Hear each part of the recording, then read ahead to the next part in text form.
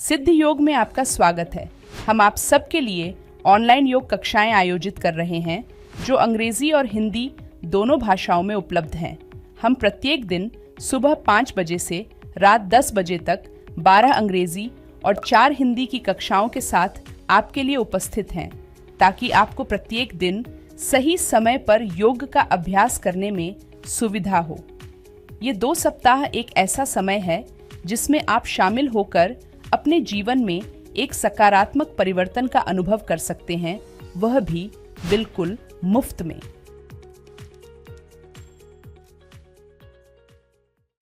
दोस्तों, क्या आपका कंसंट्रेशन बहुत ज़्यादा लो है? आप किसी चीज़ पर फोकस नहीं कर पाते हैं, या फिर आपकी लोअर बॉडी की स्ट्रेंथ बहुत ज़्यादा कम है, आपकी जो टांगें हैं उनमें बहुत ज़्यादा दर्द रहता है, बहुत ज़्यादा स्टिफनेस है उनमें, आपकी लेग्स जो हैं वो शेक करने लगती हैं, तो हम आपको बताएंगे एक ऐसे आसन के बारे में जो कि आपकी इन सारी समस्याओं को दूर करने में आपकी हेल्प करेगा, जिसका कि नाम है उत्थित हस्त पाद अंगुष्ठासना ए। यह इस आसन का संस्कृत नाम है। इंग्लिश में हम इस आसन को standing hand to big toe pose कहते हैं। मैं अतुल मिश्रा सिद्धि योगा से आपका स्वागत करता हूं। तो चलिए दोस्तों, उत्थित हस्त पाद अंगुष्ठासन ए का अभ्यास शुरू करने से पहले हम इसकी कॉन्ट्रा इंडिकेशन समझ लेते हैं। तो यदि आपको आपके घुटनों से रिलेटेड कोई समस्या है, आपके एंकल जॉइंट से रिलेटेड कोई समस्या है, या फिर आपके घुटनों के जोड़ में दर्द रहता है, आपके एंकल जॉइंट में दर्द रहता है, या फिर आपको हाई ब्लड प्रेशर या लो ब्लड प्रेशर की समस्या है, तो आपको इस आसन का अभ्यास नहीं करना है।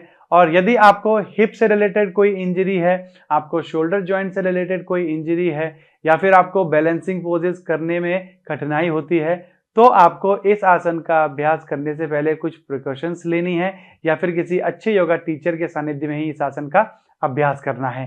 तो चलिए हम लोग अभ्यास स्टार्ट करते हैं इस आसन का। तो सबसे पहले हमें अपने दोनों पैरों को मिलाकर, दोनों हाथों को अपने बॉडी के साइड से रखकर इस तरीके से स्टैंडिंग पोजीशन में आ जाना है। उत्थित हस्त पाद अंगुष्ठासन ए जो है एक बैलेंसिंग पोज है, और ये एक खड़े करने वाले आसनों की सीरीज में आता है, इसलिए हम इस आसन का अभ्यास खड़े होकर करेंगे। साथ ही साथ ये बैलेंसिंग पोज है, तो हम लोगों को ध्यान रखना है कि आपका जो कंसंट्रेशन और ध्यान है वो हमें एक जगह पर केंद्रित करना है।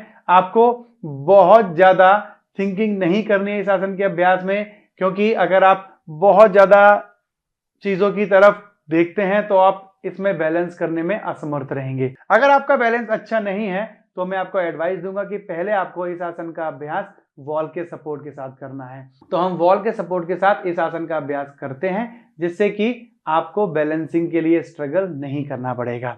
तो आपको क्या करना है दोस्तों, आपको वॉल के पास खड़े हो जाना है, अपने हील्स को वॉल से थोड़ा सा दूर रखना है और अपने हिप्स को वॉल से टच कर देना है। ध्यान रहे, आपको अपने पैरों को वॉल से बहुत ज्यादा दूर नहीं रखना है, और अपने दोनों पैरों को मिलाएंगे, हाथों को बॉडी के साइड से रखेंगे। तो सबसे पहले आपको अपने दाएं पैर को उसके घुटने से बेंड करके धीरे धीरे ऊपर की तरफ उठाना है। उसके बाद आपको अपने दाएं हाथ की पहली 2 उंगली और अंगूठे से अपने दाएं पैर के अंगूठे को पकड़ लेना है। आपके अपने बाएं हाथ को अपनी कमर पर रख लेना है। आपका कंसंट्रेशन एक पॉइंट पर रहेगा। जो पैर आपका मैट पे है, यानी कि जो बायां पैर आपका मैट पे है, उसके टोजेस को आपको अच्छे से मैट पर प्रेस करना है, और इस तरीके से पहले आपको अपने आसन में इस पोजीशन पर होल्ड करना है। ध्यान रहे, अगर आपका घुटना बेंड हो रहा है तो आपको इससे आगे आसन का अभ्यास नहीं करना है। पहले आपका जो बायां पैर है, यानी कि जो आपका लेफ्ट लेग है, वो घुटने से बिल्कुल सीधा होना चाहिए। उसके बाद ही आप अपने दाएं पैर को सीधा करने का प्रयास करेंगे। तो इस तरीके से धीरे धीरे आपको अपने दाएं पैर को अपने घुटने से सीधा करने का प्रयास करना है, और धीरे धीरे आपको पूरी तरह से इसको सीधा कर देना है। और साथ ही साथ आपको अपनी बैक को इस तरीके से आगे की तरफ हंच नहीं करना है। आपकी स्पाइन बिल्कुल सीधी रहेगी। आपको अपने सर के पिछले हिस्से को और दोनों शोल्डर्स को वॉल की तरफ प्रेस करना है, दोनों घुटनों को बिल्कुल सीधा रखना है। तो इससे आपकी जो काफ मसल है, back of the knee muscle है, आपकी जो हैमस्ट्रिंग मसल्स हैं, उनमें बहुत अच्छा खिंचाव आता है। आपके जो हिप जॉइंट है उनकी फ्लेक्सिबिलिटी बढ़ती है, आपके ग्लूट्स और हिप्स की जो मसल्स हैं उनकी भी फ्लेक्सिबिलिटी और आपके हिप जॉइंट की मोबिलिटी इस आसन के अभ्यास से बहुत ज्यादा बढ़ जाएगी। अगर आप अपने पैर को सीधा नहीं कर पा रहे हैं तो दोस्तों आपको ले लेनी है योगा बेल्ट। अगर आपके पास इस तरीके की बेल्ट अवेलेबल नहीं है तो आप घर पर किसी भी चुन्नी या फिर टॉवल के साथ भी इस आसन का अभ्यास कर सकते हैं।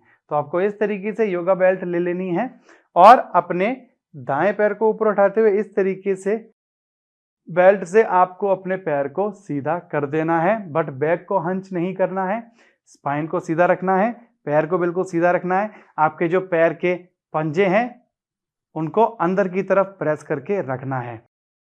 तो इस तरीके से आपको इस आसन का अभ्यास करना है। अगर आपको फिर भी बैलेंसिंग का इश्यू आ रहा है तो आप क्या कर सकते हैं दोस्तों, एक और तरीके से आप इस आसन का अभ्यास कर सकते हैं। आपको इस तरीके से वॉल की तरफ फेस करके खड़े हो जाना है। आपको इतना डिस्टेंस ले लेना है वॉल से। उसके बाद अपने बाएं पैर को उठाते हुए इस तरीके से वॉल पर रखना है और धीरे धीरे अपने घुटने को सीधा कर देना है। दोनों हाथों को बॉडी के साइड से रखेंगे। आप इस तरीके से भी अपने आप को इस आसन की प्रैक्टिस के लिए प्रिपेयर कर सकते हैं। अगर पॉसिबल है तो इस तरीके से आप अपने बाएं पैर के अंगूठे को बाएं हाथ से इस तरीके से पकड़ लीजिए। दाएं हाथ को आपको अपनी साइड से वेस्ट पर रख देना है, कमर पर रख लेना है और चेस्ट को बाहर की तरफ खींचते हुए अपने दोनों घुटनों को सीधा करते हुए स्पाइन को भी एकदम सीधा कर देना है। तो ये आसन आपके बैक से रिलेटेड जो पेन है उसको दूर करता है, आपकी स्पाइन के पोस्चर को जो है वो बहुत अच्छा कर देता है। इंप्रूवमेंट आएगा आपके पोस्चर में इस आसन के कंटिन्यू अभ्यास करने से। धीरे से पैर को नीचे लेके आएंगे। फिर धीरे धीरे आपको क्या करना है, अगले स्टेप में आपको बेल्ट के साथ इस आसन का अभ्यास बिना वॉल के करना है। अगला स्टेप आपका ये आएगा। तो आपको बेल्ट ले लेनी है, दोनों हाथों को कमर पे रखना है। पहले दाएं पैर से करते हैं, दाएं पैर को बेंड करना है। बेल्ट से इस तरीके से आपको अपने पैर को फंसा लेना है। फिर धीरे धीरे पैर को सीधा करते हुए इस तरीके से आपको इस आसन का अभ्यास करना है। आपका जो कंसंट्रेशन है वो एक पॉइंट पर रहेगा या फिर आप अपने दाएं पैर के अंगूठे की तरफ, जो भी लेग आपने ऊपर उठाया उसके अंगूठे की तरफ आपको अपना ध्यान रखना है। तो ये दोस्तों हो गई इस आसन की प्रिपरेटरी प्रैक्टिस और हमने आपको बताया कि किस तरीके से आप प्रॉप्स के साथ इस आसन का अभ्यास कर सकते हैं। अब हम इस आसन के फाइनल पोज का अभ्यास करेंगे। तो आपको दोनों पैरों को मिलाकर दोनों हाथों को बॉडी के साइड से रखना है। धीरे धीरे अपने दाएं पैर को घुटने से बेंड करते हुए ऊपर की तरफ उठाएंगे। अपने दाएं हाथ के अंगूठे और पहली दो उंगलियों से आपको अपने दाएं पैर के अंगूठे को पकड़ लेना है और अपने बाएं हाथ को अपनी कमर पर रख लेना है। इस तरीके से आपका जो पैर मैट पे है उसके पंजों को मैट पर अच्छे से प्रेस करना है। उसके बाद धीरे धीरे अपने दाएं पैर को घुटने से सीधा करेंगे। अपना कंसंट्रेशन एक पॉइंट पर रखेंगे और इस तरीके से आपको इस आसन का अभ्यास करना है। यह इस आसन का फाइनल पोज है। तो यह आसन आपकी लोअर बॉडी की स्ट्रेंथ को बढ़ाता है। बेंड करेंगे धीरे से वापस। इसी तरीके से हम अपने बाएं पैर से करेंगे। दोनों हाथों को कमर पर रखिए। धीरे धीरे अपने घुटने से बेंड करेंगे, अपने बाएं पैर को ऊपर की तरफ उठाएंगे। बाएं हाथ की उंगली और अंगूठे से अपने बाएं पैर के अंगूठे को पकड़ेंगे। धीरे धीरे सीधा करेंगे। तो जो लेग आपका सीधा मैट पर है उस लेग की स्ट्रेंथ बढ़ती है इस आसन के अभ्यास से। आपका कंसंट्रेशन इंप्रूव होता है, आप अच्छे से चीजों पर फोकस कर पाते हैं, आपकी इनर स्ट्रेंथ बढ़ती है। आपके अंदर की स्ट्रेंथ जब धीरे धीरे बढ़ेगी तो क्या होता है कि आप डिसीजन मेकिंग अच्छे से कर पाएंगे। और साथ ही साथ ये आसन आपकी हैमस्ट्रिंग और हिप मसल्स की फ्लेक्सिबिलिटी को बढ़ाता है, हिप जॉइंट की मोबिलिटी को बढ़ाता है, आपके शोल्डर की मसल्स को स्ट्रेच करता है, आपके ओवरऑल पोस्चर को ये आसन इंप्रूव करता है। तो इस आसन का अभ्यास करने से आपको बहुत सारे बेनिफिट मिलेंगे, बट आपको स्टेप बाय स्टेप ही इस आसन का अभ्यास करना है जैसे कि हमने आपको बताया है। तो दोस्तों मैं आशा करता हूं कि इस जानकारी के साथ आप इस आसन का अभ्यास अच्छे से कर पाएंगे और ज्यादा से ज्यादा बेनिफिट इस आसन के आप ले पाएंगे। तो आप करिए इस आसन का अभ्यास। हम जल्दी ही मिलते हैं आपसे अगले आसन के साथ। तब तक के लिए नमस्कार।